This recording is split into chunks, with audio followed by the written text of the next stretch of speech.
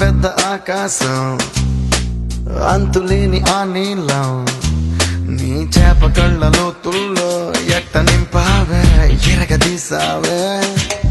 ఏ భూమిలోన బంగారం దాగి ఉండనేది ఓ సత్యం, దాన్ని నువ్వు భూమి పైన పెరిగేస్తూ ఎట్ట తిరిగేస్తూ తిరగరాసావే.